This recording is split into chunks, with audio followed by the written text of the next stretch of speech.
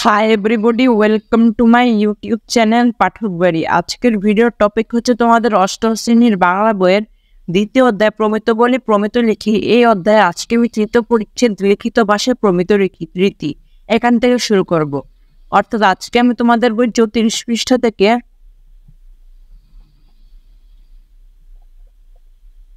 38 পৃষ্ঠা পর্যন্ত আলোচনা করব। সো তোমরা যদি আমাদের ইউটিউব চ্যানেলে নতুন হয়ে থাকো, আমাদের ইউটিউব চ্যানেলটি সাবস্ক্রাইব করবা এবং পাশে থাকা বেল আইকনটি প্রেস করে দিবে।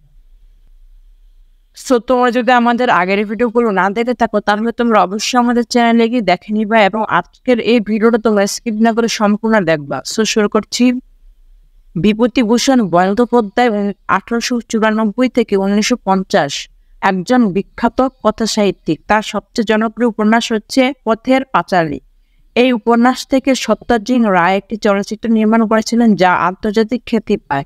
বিভূতিভূষণের উল্লেখযোগ্য বইয়ের মধ্যে রয়েছে অপরাজিত, আরণ্যক, চাঁদের পাহাড়, ইছাবতী, অশ্নি সংকেত ইত্যাদি। নিচে অংশটুকু পথের পাঁচালী থেকে নেওয়া। দেখো, রেলের পথ, বিভূতিভূষণ বন্দ্যোপাধ্যায়।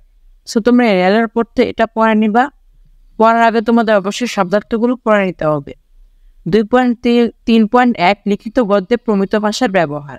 রেলের পথ, গল্প থেকে সর্বনাম খুঁজে বের করো এবং নিচের ছকের বাম কলামে লেখো। এরপর সর্বনামগুলোর প্রমিত রূপ ডান কলামে লেখো। কাজ শেষে সপাটির সঙ্গে মিলিয়ে নাও এবং প্রয়োজনে সংশোধন করো। একটি নমুনা উত্তর পরে দেখানো হলো। গল্পে ব্যবহৃত সর্বনাম শব্দের প্রমিত রূপ। সো তাহারের শব্দের প্রমিত রূপ হচ্ছে তা। এভাবে আমাদের এগুলো লিখতে হবে। সো আমরা অ্যান্সার স্ক্রিপ্টটা দেখে নিই। সো উত্তরটা দেখো। গল্পে ব্যবহৃত শব্দনাম এবং শব্দের প্রমিত রূপ।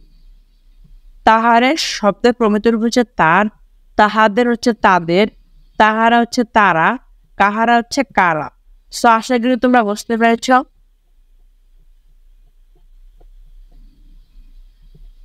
সো আমরা পরবর্তীগুলো দেখে নিই।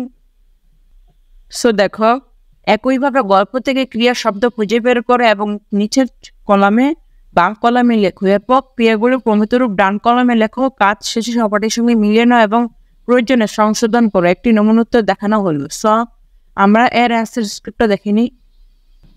সো উত্তরটা দেখো।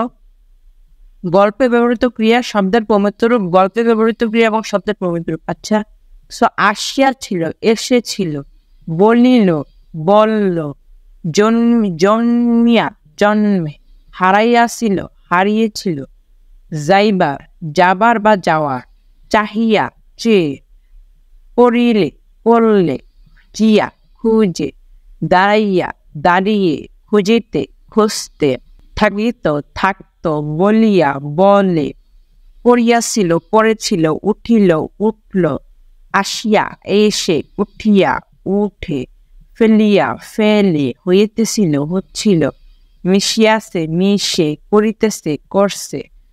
সো আশা করি তোমরা বুঝতে পেরেছ। আমরা পরবর্তীগুলো দেখে নিই। সো দেখো, সাধুরীতি। সাধুরীতি হলো লিখিত বাংলা ভাষার একটি সেকেন্ডের রূপ। এই রীতিকে কেউ কথা বলতো না, এটি ছিল কেবল লেখার ভাষায়। এক সময় লিখিত ভাষা আদর্শ রূপ হিসেবে এটি ব্যবহৃত হতো। এই রীতিতে সর্বনাম ও ক্রিয়া শব্দের রূপ মুখের ভাষার তুলনায় অপেক্ষিত দীর্ঘ। 19 ও 20 শতকের প্রচুর সাহিত্যকর্ম এই রীতিতে লেখা হয়েছে। 1972 সালে গৃহীত বাংলাদেশের সংবিধানও সাধুরীতিতে রচিত। রেলের পথ গল্পটি সাধুরীতির একটি নমুনা। সো আশা করি তোমরা বুঝতে পেরেছ। 2.3.2 সাধুরীতি বাক্যকে প্রমিত বাক্যে রূপান্তর। রেলের পথ গল্প থেকে সাধুরীতি কয়েকটি বাক্য নিচের ছকে লেখো এবং একই সঙ্গে বাক্যগুলোকে প্রমিত গদ্যরীতিতে রূপান্তর করো। কাজ শেষে সবারই সঙ্গে আলোচনা করো এবং প্রয়োজনে সংশোধন করানো। একটি নমুনা উত্তর পরে দেখানো হলো। সো দেখো, সাধুরীতির বাক্য এবং প্রমিত রূপ। প্রথম হচ্ছে দিন গণিতে গণিতে অবশ্য যাইবার যে আসিয়া গেল, দিন গুনতে গুনতে অবশ্য যাওয়ার দিন এসে গেল। সেইভাবে আমাদের এগুলো লিখতে হবে। সো আমরা এর অ্যান্সার স্ক্রিপ্টটা দেখে নিই। সূত্রটা দেখো। সাধুরীতির বাক্য প্রমিত রূপ। মাঝে মাঝে বৈশাখ কি জ্যৈষ্ঠ মাসে খুব গরম পড়িল, বৈকালে দিদির সঙ্গে নদীর ঘাটে গিয়া দাঁড়াইয়া থাকিত। মাঝে মাঝে বৈশাখ কি জ্যৈষ্ঠ মাসে খুব গরম পড়লে বিকেলে দিদির সঙ্গে নদীর ঘাটে গিয়ে দাঁড়িয়ে থাকতো। তাহাদের গ্রামের পথটি বাকিয়া নবাবগঞ্জের সড়কের ডাইনে ফেলিয়া মাঠের বাইরে আর আসার দুর্গাপুরের কাছা রাস্তার সঙ্গে মিশিয়াছে। তথা গ্রামের পট্টি থেকে নবাবগঞ্জের সড়ককে ডানে ফেলে মাঠের বাইরে আসার দুর্গাপুরের কাঁচা রাস্তায় মিশে গিয়েছে। নানা জায়গা 2-3 দিন ধরিয়া খুঁজিয়া কোথাও পাওয়া যায় না। নানা জায়গায় 2-3 দিন ধরে খুঁজে কোথাও পাওয়া যায়নি। সে তাহার দিদির সঙ্গে দক্ষিণ মাঠে বাছুর খুঁজিতে আসিয়াছিল। সে তার দিদির সঙ্গে সাথে দক্ষিণ মাঠে বাছুর খুঁজতে এসেছিল। দুইজনে অনেকক্ষণ নবাবগঞ্জের সড়কে উঠিয়া চারদিকে চাহিয়া দেখিল। চারদিকে চেয়ে দেখিল।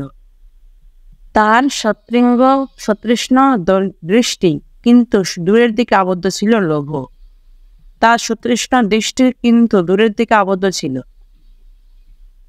হইতেছিল ভয় হইতেছিল, লোভ হচ্ছিল, ভয় হচ্ছিল। পরে পাকা রাস্তা নামিয়া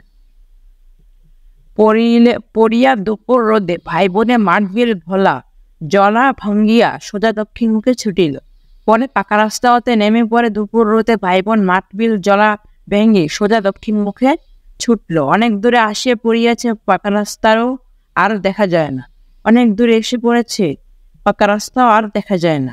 জল ভাঙিয়া ধানক্ষেত পার হইয়া যখন তাহারা বন্ধু কষ্টে আবার পাকা রাস্তায় উঠিয়া আসিল, তখন দুপুর ঘুরিয়া গিয়াছে।